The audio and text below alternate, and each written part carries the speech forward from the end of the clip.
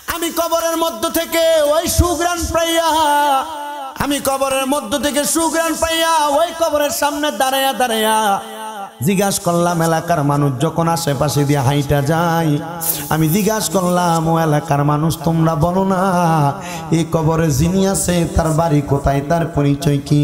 হয়তো বা এমন একজন নেককার বান্দা, যে বান্দাটা নেক আমল করার কারণে আল্লাহ তার কবরটারে সুন্দর করে দিছে, তার কবরটার মধ্য থেকে সুগ্রাণ দিয়া দিছে। সবাইকে আমরা চিনি না, কেউ বলে আমরা চিনি, বলে কোন জায়গায় বাড়ি, বলে আমাদের এলাকার পশ্চিম অঞ্চলের মধ্যে তার বাড়ি। এবার আল্লাহর ওলি হাঁটতে হাঁটতে ওই ব্যক্তিটার পরিবারের কথা যাচাই করতে করতে গেলেন, যা দেখতেছেন একবারে একান্ত একটা এলাকার মধ্যে ছোট্ট একটা জীর্ণ শীর্ণ ভাঙ্গা ঘর। ওই ঘরের সামনে যাইয়া আল্লাহর বন্ধুটা সালাম দেয়, আসসালামু আলাইকুম ওয়া রাহমাতুল্লাহ। সালামের কোনো জবাব নাই, আবার সালাম দেয়, আসসালামু আলাইকুম ওয়া রাহমাতুল্লাহ। সালামের কোনো জবাব নাই, আবার সালাম দেয়, আসসালামু আলাইকুম ওয়া রাহমাতুল্লাহ।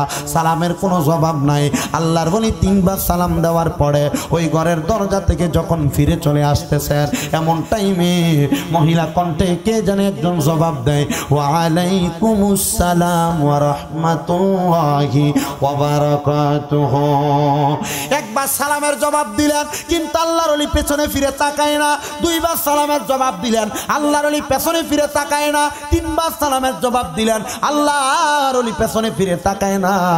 এবার যখন চতুর্থবার মহিলা পেছন থেকে ডাক দেয়, হুজুর আপনি আমার ঘরের সামনে তিনবার সালাম দিয়েছেন, কিন্তু আমি আপনার জবাব সাথে সাথে দিতে পারি নাই। এখন তো জবাব দিলাম, কেন আপনি আমার দিকে তাকান না? মনে হয় রাগ করেছেন। হুজুর আপনি জানি সালামের জবাব সাথে সাথে না দেওয়ার কারণে রাগ করেছেন, তবে হুজুর শুনে নেন, শুনে নেন, আমি আপনার সালামের জবাব না দিতে পারার কারণ হইল, যখন আপনি আমার প্রথম সালাম দিয়েছেন আমি নামাজের মধ্যে তাশাহুদ পড়তেছিলাম, দ্বিতীয়বার সালাম দিয়েছেন দুরূদ ইব্রাহিম পড়তেছিলাম, তৃতীয়বার সালাম দিয়েছেন আমি দোয়া মাসুরা পড়তেছিলাম। সালাম ফিরাইয়া আপনার সালামের জবাব দিয়েছি। হুজুর যখন আমি সালাম ফিরাইয়া সালামের জবাব দিলাম, আপনি আমার দিকে তাকান নাই। হুজুর এখন সালামের জবাব দেওয়ার পরে আপনি তো আমার দিকে তাকাচ্ছেন না। হুজুর কেন আপনি আমার ঘরের দরজায় আসলেন? হুজুর বলে, মহিলা তুমি একজন মহিলা হওয়ার কারণে আমি তোমার দিকে তাকাচ্ছি না। এরে পাগলা, আমার পর্দার ওয়াজ করবার জন্য কইছে, আমার তো ওয়াজ শুরুই করি নাই, আলোচনার প্রারম্ভিকের মধ্যে পর্দার কথা চলে এসেছে। বলে কেন আপনি আমার দিকে তাকান না? বলে আল্লাহর কোরআন ঘোষণা করেছে, ওয়া কারনা ফি বুয়ুতিকুন্না ওয়ালা তাবাররাজনা তাবাররুজাল জাহিলিয়াতিল উলা। জবান খুলে উচ্চ কণ্ঠে বলা যাবে কি আল্লাহু আকবার। তোমরা তোমাদের মহিলাদেরকে জাহিলিয়া যুগের মহিলাদের মতো বের হতে দিও না। আপনার বউরে আপনি দেন না বের হইতে, কথা বলেন না। আপনার মেয়েকে বের হতে দেন না, আপনার নিজের বোনকে বের হতে দেন না, আপনার মাকে বের হতে দেন না। মাধবপুর বাজারে যায় না মার্কেট করবার লাইগা? নবীজি আল্লাহর কোরআন থেকে বলছে যে আল্লাহ নিষেধ করছে তোমরা বের হতে দিও না। পর্দার সাথে বের হোক, অসুবিধা নেই। বের হতে দেন যে বেফরদা পাবে। আপনার মেয়ে বের হয় চুলগুলো এলোমেলো ভাবে ছুটা, বোরকা পরে, যে বোরকা পরলে তার সে উলঙ্গ থাকলে যেমন দেখা যায়, তো বোরকা পরলে এমনই দেখা যায়। এটা টাইট ফিটিং বোরকা। এই কথা বলেন না কেন? আল্লাহর ডাক দিয়া কয়, মা ঠিক আছে আমি আপনার দিকে তাকাইলাম না, তবে আপনার কাছে আমার একটা প্রশ্ন। আপনার পরিবারের একজন লোক মারা গিয়েছে কয়দিন? বলে আজকে 4 দিন হয়। বলে 4 দিন যেতে হয়, আপনার যিনি মারা গিয়েছে উনি আপনার সম্পর্কে কি হয়? বলে উনি আমার স্বামী। বলে আপনার স্বামী যে ইন্তেকাল করেছে, মা আপনি বলেন না আপনার স্বামীর এমন কোনো নেক আমল ছিল নাকি? বলে হুজুর আমার স্বামীর এমন কোনো নেক আমল ছিল না। বলে নেক আমল না থাকলে আপনার স্বামীর কবরের অবস্থা তো বড় খারাপ হবে। মা গো মা, আপনি বলেন না আপনার স্বামীর এমন কোনো ভালো আমল ছিল নাকি যে আমলের কারণে আমার আল্লাহ আপনার স্বামীকে জান্নাতি বানাইতে পারে? মহিলা কয়, হুজুর আমার স্বামী তো একজন কাঠুরিয়া ছিল, জঙ্গলে জঙ্গলে যা কাঠ কাটতো। আমার স্বামী তো দুনিয়ার জমিনে কোনো ভালো আমল কখনো করতে দেখি নাই। তবে একটা কথা বলতে পারি, আমার স্বামী যখন কাঠ কাইটা জঙ্গল থেকে বাড়িতে আসতেন, কিছু আটা নিয়ে আসতেন, মাঝে মাঝে কিছু চাউল নিয়ে আসতেন, মাঝে মাঝে কিছু গম নিয়ে আসতেন। আসতেন হুজুর, এগুলা আমার হাতে দিয়া বলতেন খাবার রেডি করার জন্য। আর আমার স্বামী ওযু গোসল বানাইয়া আমার স্বামী ঘরের মধ্যে আইসা নামাজের মুসল্লাটা বিছাইয়া আমি দেখতাম আল্লাহর কোরআন শরীফ হাতের মধ্যে নিয়ে ডোকরায়া ডোকরায়া কান্দে। আমি একদিন জিজ্ঞাসা করলাম, কি গো আমার প্রাণের স্বামী, আপনি কেন ডোকরায়া ডোকরায়া কান্না করেন? আমার স্বামী আল্লাহ পাক রব্বুল আলামিনের কোরআনের দিকে শুধু তাকিয়ে তাকে আরো বেশি বেশি কান্না করে। আমি জিজ্ঞাসা করলাম, স্বামী গো আপনি কেন কোরআনের দিকে তাকিয়ে তাকিয়ে কান্দান? কোনোদিন তো আপনাকে দেখলাম না এই কোরআন শরীফ তেলাওয়াত করতে, কোনোদিন আপনার জবান দ্বারা আল্লাহর কোরআনের তেলাওয়াত শুনলাম না। আমার স্বামী উত্তর দিত, স্ত্রী আমি কোরআন তেলাওয়াত পারলেই না করতাম, আমি তো পারি না, এজন্য তাকায়া তাকায়া কান্না করে। আল্লাহর ওলি কয়, মা ঠিক আছে, আমার এতটুকু জানার প্রয়োজন ছিল। এই কথা বলে আল্লাহর ওলি যখন চলে গেলেন বাড়ির মধ্যে যাইয়া আল্লাহর ওলি 2 রাকাত নামাজের নিয়ত করলেন। নামাজ পড়া আমার আল্লাহর কাছে দোয়া করতেছে, আল্লাহ জানি না ওই বান্দার কবর থেকে কেমনে সুগ্রাণ আসতেছে। আমার আল্লাহর পক্ষ থেকে এলহামের মাধ্যমে আল্লাহর বান্দাকে জানাইয়া দেয়, বলে বান্দার দুনিয়ার অন্য কোনো আমল না, শুধু আল্লাহর কোরআনের দিকে তাকিয়ে তাকিয়ে চোখের পানি ফেলানোর কারণে আমার আল্লাহ ওই বান্দার কবর থেকে সুগ্রাণ উত্তোলিত করে দিয়েছে। আপনারা জবান খুলে বলেন, ও চানকাবুল্লার বাবারা, আল্লাহর কোরআন পড়তে পারেন না সমস্যা নাই, শিক্ষা গ্রহণ করার আগ পর্যন্ত আপনি যদি আল্লাহর কোরআনের দিকে তাকিয়ে তাকিয়ে চোখের পানি ফালাইয়া কান্দেন, ইন্তেকালের আগে আল্লাহর কোরআন আপনার সিনার মধ্যে ঢুকিয়ে দেওয়ার ক্ষমতা আমার আল্লাহর আছে না নাই? আসুন আমরা সবাই ওই আল্লাহর কোরআনুল কারীমের তেলাওয়াত করি আর জোরে জোরে পড়ি, আউযু বিল্লাহি মিনাশ শাইতানির বিবারাকাতি বিসমিল্লাহির রহমানির রহিম।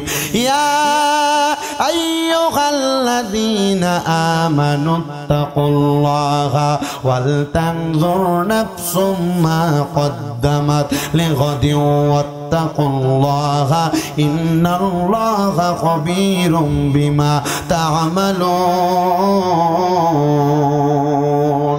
وقال تعالى في كلامه المجيد وفي فرقانه الحميد، والذين يؤذون المؤمنين والمؤمنات ما اكتسبوا فقد احتملوا بهتانا وإثما مبينا. وقال في حديث الشريف عن أنس رضي الله تعالى عنه قال قال رسول الله صلى الله عليه وسلم ألا أخبرك عن ملوك الجنة؟ قلت بلى يا رسول الله. قال رجل ضعيف مستضعف ذو تمرين لا يقبح له لو أقسم على الله لا أبر.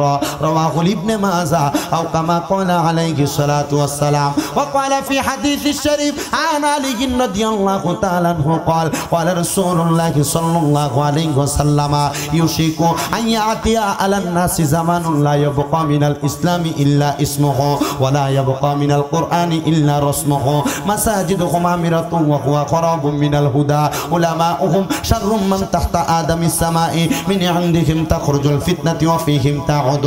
رواه البيهقي أو كما قال عليه الصلاة والسلام. وقال في شان حبيبه ومحبوبه ومعشوقه مخبرا وآمرا إن الله وملائكته يصلون على النبي يا أيها الذين آمنوا صلوا عليه وسلموا تسليما. اللهم صل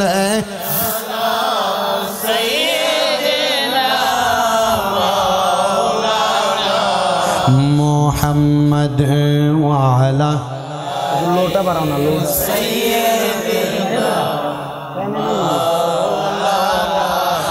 محمد اللهم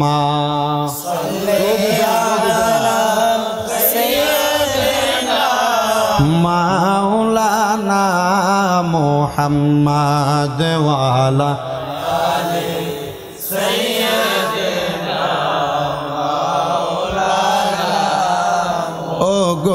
আল্লাহর হাবিবুল্লাহ আপনার নাহি তুলনা আপনার নূরের পরশ লেগে ইয়াসরিব হইল মদিনায় আল্লাহুম্মা সাল্লি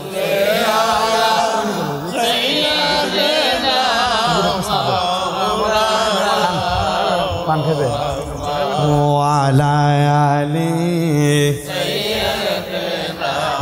মাওলানা জগৎ পাগল কাবার জন্য কাবা পাগল মাহবুদের মাহবুদ পাগল দয়াল নবীজি পাগল উম্মতের আল্লাহুম্মা সমান করো সমান মাওলানা মুহাম্মদ ওয়ালা মাওলানা সুবহানাল্লাহ ওয়াল লা ইলাহা লা ইলাহা ইল্লাল্লাহ লা ইলাহা ইল্লাল্লাহ লা ইলাহা আল্লাহ সারা মাবুদ নাই আমার নবীজি সারা ও পাই নাই বলেন আল্লাহ নাই আমার নবীজি সারা ও পাই নাই ওই নবীকে পাইতে হইলে ওই নবীকে পাইতে হইলে ওলি আল্লাহর দয়া চাই লা ইলাহা লা ইলাহা লা ইলাহা আল্লাহ সর্বশক্তিমান বান্দার প্রতি দয়াবান নূর নবীকে করলেন দান নবীজি ইমানের ইমান লা ইলাহা লা ইলাহা হায়রে নামাজ রোজা সাইরো না সবাই মা বাবার খেদমত সাইরো না বলেন নামাজ না সবাই মা বাবার খেদমত সাইরো না আমার নবীর দরদ বইল না আমার নবীর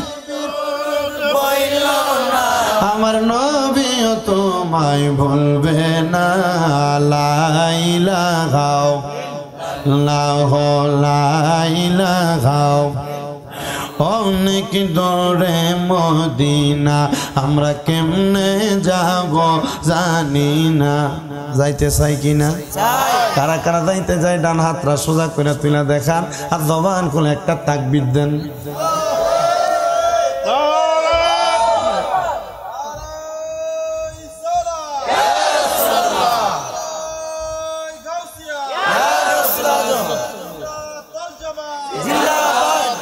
এটা দিয়ে আন্দিউরা দাওনের আগে ধাক্কাটা ভামসারি যে রাস্তা মদিনা যাইতে আওয়াজ দিতে হবে জজবলা ইমানি আওয়াজ যাইতে চাই কি চাই না একটা তাকবীর দেন হুজুর নারে তাকবীর আল্লাহু আকবার নারে রিসালাত ইয়া রাসূলুল্লাহ নারে রিসালাত ইয়া রাসূলুল্লাহ হযরত মাওলানা সাবির রাজা সুনিয়াল কাদরি সাহেব জিন্দাবাদ নারে তাকবীর তাহলে বলেন মদিনা যাইতে চাই কি চাই না পরে অনেক দূরে মদিনা আমরা কেমনে যাব জানি না দয়াল আল্লাহ রেন দয়া রেন নসিব করেন মদিনা লা ইলাহা লা ইলাহা লা ইলাহা ইল্লাল্লাহু মুহাম্মাদুর রাসূলুল্লাহ সাল্লাল্লাহু আলাইহি ওয়াসাল্লাম এই জন্য নবীর খাদেমুর রাসূল একজন সাহাবী যার নাম হযরতে আনাস রাদিয়াল্লাহু তাআলা আনহু একদিন না, 2 দিন না, 3 দিন না, টানা 10 বছর আমার মদিনার নবীজির খেদমত করছে। আর আমার নবী মায়া কইরা আনাসরে উপাধি দিছে খাদেমুর রাসূল, মানে নবীর খাদেম। হযরতে আনাস ইবনে মালিক আমার নবীর একটা ডাক দিয়া কয়, নবী গো, ইয়া রাসূলুল্লাহ, নবী গো, আপনি নবী রহমাতুল লিল আলামিন। আপনার উম্মতের মধ্যে কেউ যদি এই 3000 নামটা উচ্চারণ করতে চায় কিন্তু তারা পারবে না, নবী গো, তাদের আমল নামায় কি ওই 3000 নামের বরকত আর সওয়াব লেখা হবে না? নবী কয়, কলা নাম হইব। ইয়া রাসূলুল্লাহ, কেমনে? আমার নূরের নবী রহমাতুল লিল আলামিন নবী আমার জানাইয়া দেয় উম্মতের দলেরা, যখন আমার উম্মতেরা একবার তাদের জবান দ্বারা ইসমে আজম আল্লাহ নামটা উচ্চারণ করব, আমার আল্লাহ পাক রব্বুল আলামিন তাদের আমল নামার মধ্যে আল্লাহর 3000 নাম উচ্চারণের বরকত আর সওয়াব লিপিবদ্ধ করে দিব। আমি বললাম আল্লাহ বলে ডাক দেওয়ার জন্য। কেউ আস্তে বলছেন, কেউ জোরে বলছেন, কেউ শুধু মুখটা লাড়ছেন। যদি আপনাদের অন্তরে বিশ্বাস থাকে আল্লাহরে ডাক দিলে আল্লাহ হাজির নাজির হইয়া আপনার ডাকটা শোনে, কেউ জবানটা বন্ধ রাখেন না, ডান হাতটা তোলা দিয়া উচ্চ কণ্ঠে একবার জোরে ডাক দেন আল্লাহ। মুহাব্বতের আওয়াজে ডাক দেন আল্লাহ। আর একটু মুহাব্বতের আওয়াজে ডাক দেন আল্লাহ। এবার 2টা হাত তুলা কোন ইয়া রাসূলুল্লাহ, আর মায়ের সুরে কোন ইয়া রাসূলুল্লাহ, উচ্চ কণ্ঠে বলেন ইয়া ওলি আল্লাহ। ওরে তুমি তো মালিকুল কাদির, আরে বানাও কত বাদশার ফকির, এসব তোমার কুদরতেরই দান, বলেন এসব তোমার দান। আল্লাহ পড়ো আমার গুনাহ খাতা মাফ করো আমার, বলেন গুনাহ মাফ করো আমার। আল্লাহ পড়ো আমার গুনাহ খাতা, ওরে না যাই না কইরাছি গুনাহ মাফ কইরা দাও সাইরা বানা, তুমি সারা কেয়া সে বান্দার, বলেন তুমি সারা কেয়া সে বান্দার। না যাই না কইরাছি গুনাহ মাফ কইরা দাও সাইরা বানা, তুমি সারা কেয়া সে বান্দার। তুমি যদি মাফ না করো যাইবই আমরা কারো দারে, তুমি যদি যাইবই আমরা কারো দারে, দয়া করো রহিম রহমান, বলেন দয়া করো আল্লাহ পড়ো আমার গুনাহ খাতা মাফ করো আমার, বলেন গুনাহ খাতা জুড়ে আল্লাহ পড়ো আমার গুনাহ খাতা।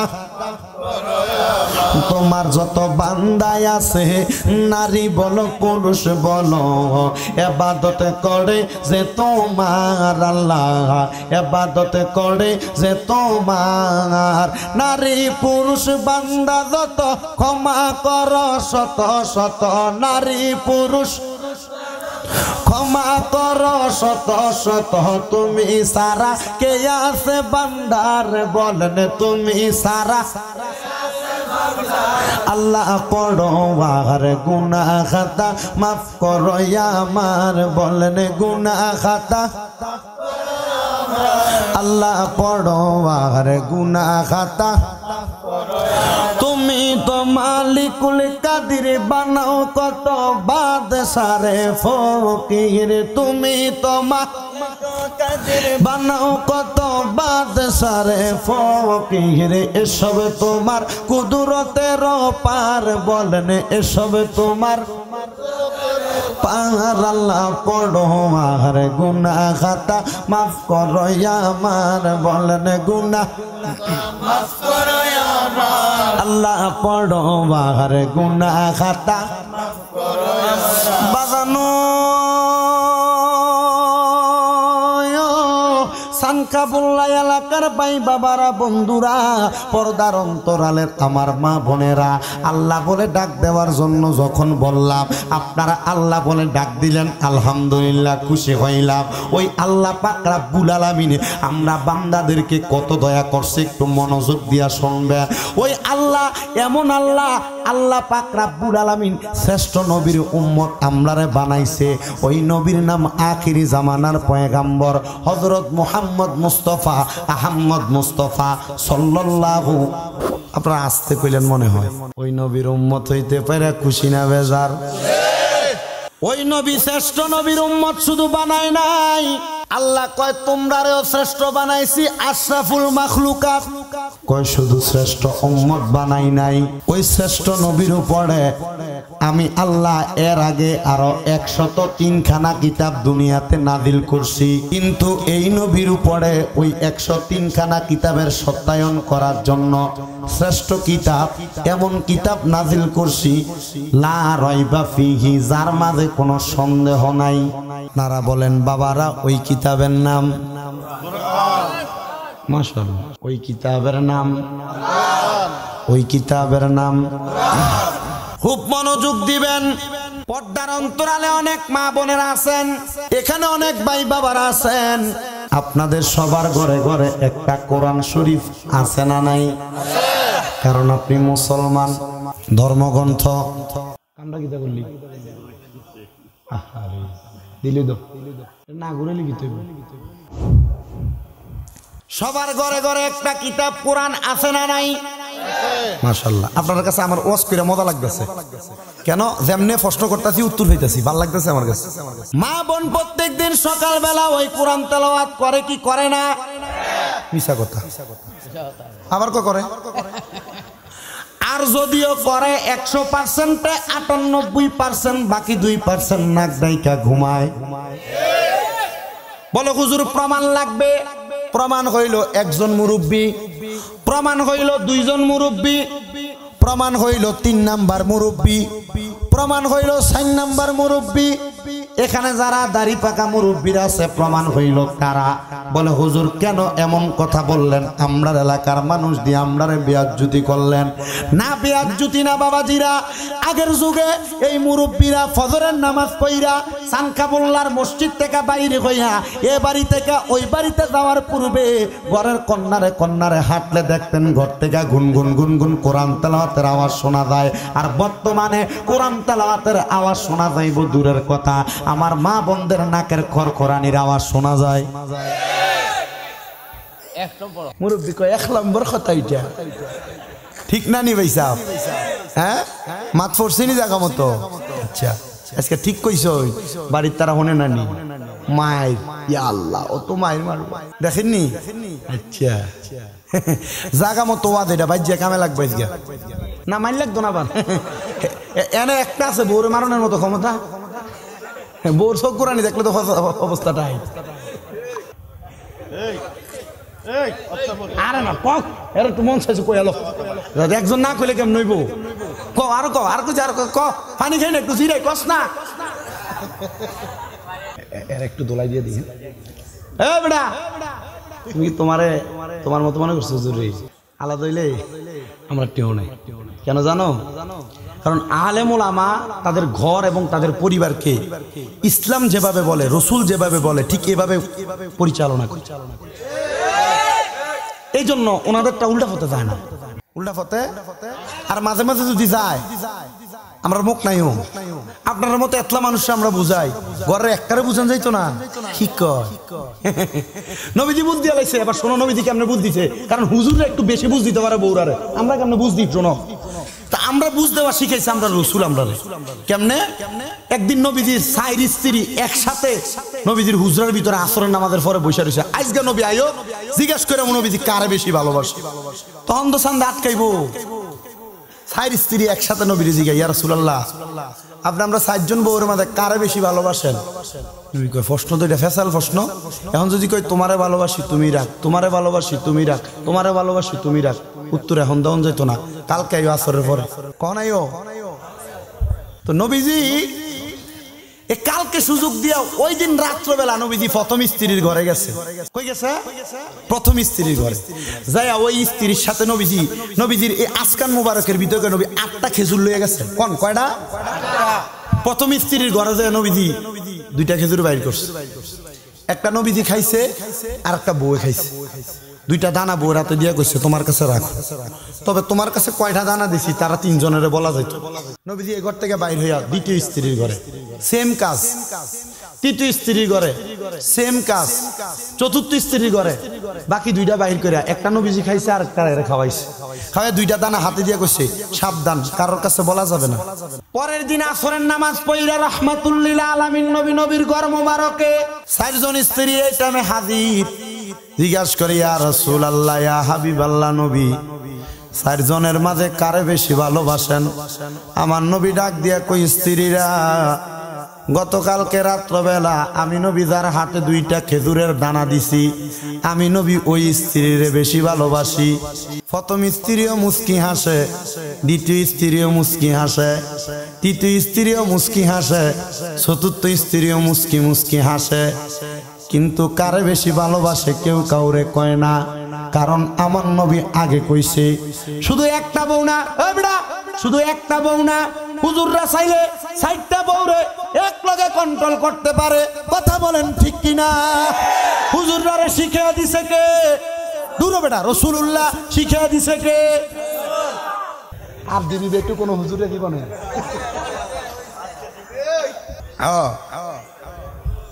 হুজুর আমরা কষ্ট নিকো না, আর তাকে দে ঠিক না, এর লেগে তো খুশি কোনো কষ্টই নিকো না, কারণ আপনারা কষ্ট দিয়ে ওয়াজ করলে আমার ওয়াজ দিয়ে কোনো লাভ হইব? ওনারা আমাদের শিক্ষক না, বুঝছেন না, মডেল মাদ্রাসা না। জি আমি আমি আমি আপনারা দেখছি আগে ফেসবুকে, কোনো অসুবিধা নেই, কারণ ওনারা আমাদের ওস্তাদ। এর লেগে আমি আগে পিছনে বই এলেছি, এবার জিকির করছে আমি পিছনে বই আসছিলাম নীরব। কি তৈব মানে 5 মিনিট জিকির করছে, আমি বইছি কতক্ষণ, ঘরে বইয়ে থাকতাম পারছি না, বলে কি বুঝছো না বিষয়টা?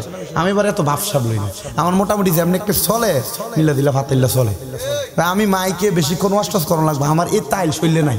প্রত্যেকদিন মাহফিল করি তো, প্রত্যেকদিন করলে টের পাওয়া গেল এগুলো। আমার মাইকে কথা কইতে হইব এটার কোনো ভাবনা চিন্তা আমার কাছে নেই। গতকালকে আমি কিন্তু কুমিল্লা শহর আমার এলাকা, আমি মাহফিল করি না। গতকালকে একটা মাহফিল রাখছি জিরানের লাইয়া, গতকালকে করছি, আজকে আবার আপনার এনে চলে এসেছি। হ্যাঁ না হ্যাঁ না, ওখানেও বেশি হয়, আমি রাখি মোটামুটি একটা চলে। তো যাক, তো যে ধারাবাহিকতায় ছিলাম, মূল কথা সকালবেলা মা বোনের কোরআন তেলাওয়াতের চাইতে নাকের খড়খড়ানি বেশি হয়। আমি চিন্তা করি আগামী বছর দাওয়াত দানের কথা কইছিল কেটা জানি, এত যদি দেখো স্বামী মেয়েদের দাওয়াত দিয়ে আর তাও দিত না, টেও দিত না তোমার দানের লেগে, দিও না, অসুবিধা নাই। উচিত কথা কয়েছে ভালো, হকু মুররুন, উচিত কথা তিতা বালা। এবার আমার ভাইয়েরা বাবারা গভীর মনোযোগ দিয়ে আলোচনা শ্রবণ করবেন। মা বোনেরা নাকে তেল দিয়ে ঘুমায় কথা সত্য, নাকের খড়খড়ানির আওয়াজ শোনা যায় কথা সত্য, কিন্তু আবার এই মা বোনেরাই হাতের মধ্যে শুক্রবারের দিন 200 টাকা নিয়া অথবা যে কোনো দিন 100 টাকা ফুতের হাতে বা জামাইয়ের হাতে দিয়া কয় হুজুরে দিয়া কইসাইন যেন আমার লেগা বেশি করে একটু দোয়া করে। বলে কি লেগা? আমার ঘরে রোগ বালা মুসিবত ছাড়ে না, আমার স্বামী তোমার তো ইনকামে বরকত নাই, আমার ঘরের মধ্যে আল্লাহর রহমত মনে হয় নাই, দোয়া করতে হইব যেন আমার ঘরের মধ্যে অনেক পরিমাণ বরকত আর অনেক পরিমাণ রহমত হয়। বলে স্ত্রী কেন? বলে হুজুর দোয়া করলে দোয়াটা কামে লাগবো। আমি বললাম মা বোনেরা গো, ওই হুজুরের দোয়া যদি কবুল করাইতে চাও, আল্লাহর কসম তুমি তোমার ঘরের মধ্যে ফজরের নামাজ আদায় করে আল্লাহর কোরআনের একটা পৃষ্ঠা যদি তেলাওয়াত করো, আমি হুজুর দোয়া করলে যত তাড়াতাড়ি কবুল হবে, তুমি 1 নাম্বার ফজরের নামাজ পড়ে দোয়া করলে ওই দোয়া তার চাইতে আরো বেশি আগে কবুল হবে। কথা বলেন ঠিক কিনা? আমার কথাটা ঠিক আছে না? হয়তো আমরা হাদিয়া মারি যাবে 100 টাকা, অসুবিধা নাই, আপনি আপনার ঘরে কোরআন তেলাওয়াত করেন। হুজুর আপনার হাদিয়াটা যে লস হইব, অসুবিধা নাই, কোরআন তেলাওয়াত কইরা নামাজ পড়া বরকত হইলে তখন আর 100 দিয়া ফাড়াইতো না, তখন মা বাবার লাগে মিলে তোলে 500 দিয়া ফাড়াইব।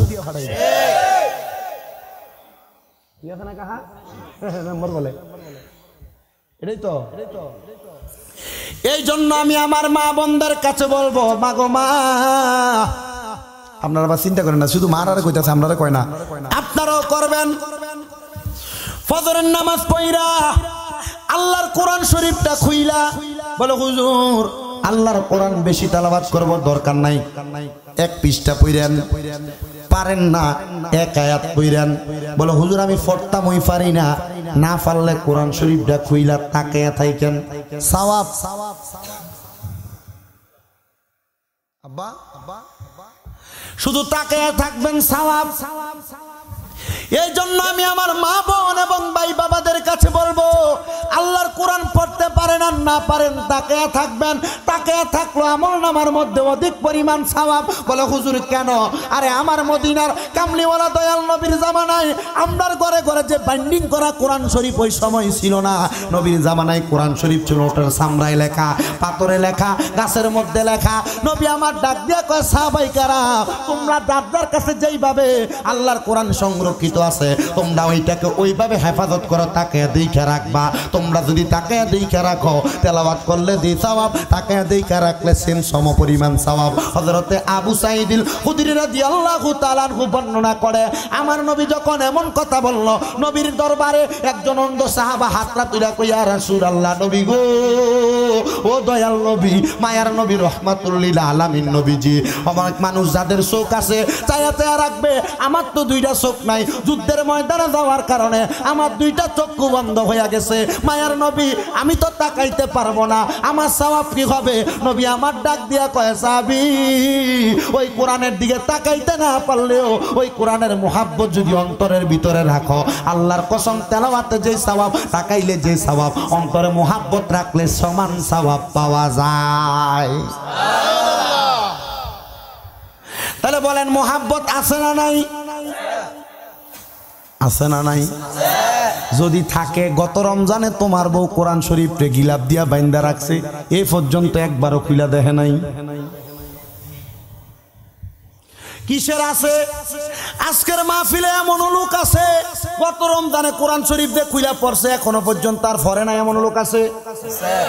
এমন লোক আছে গত 1 বছর কোরআন শরীফ তেলাওয়াতি করে না।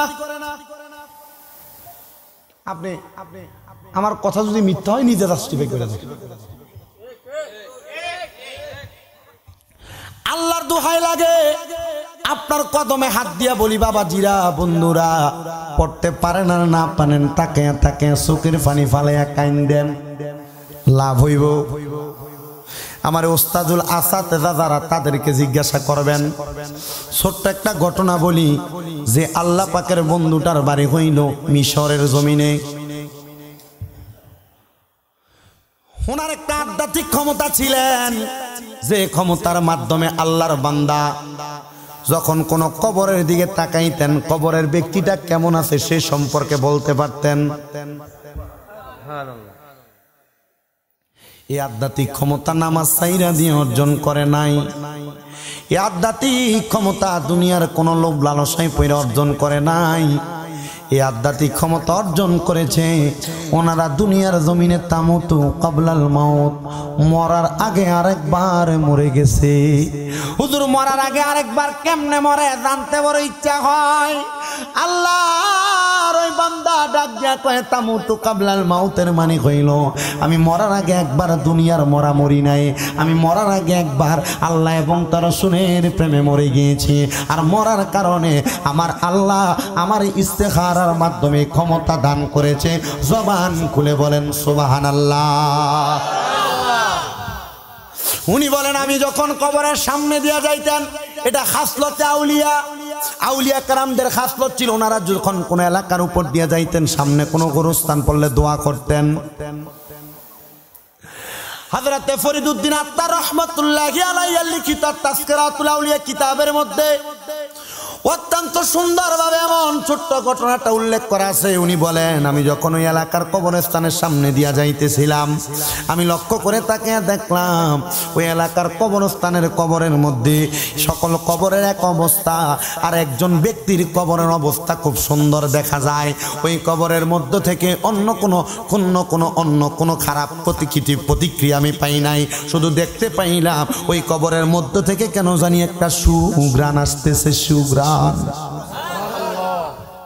কবরের মধ্য থেকে কি আসতেছিল?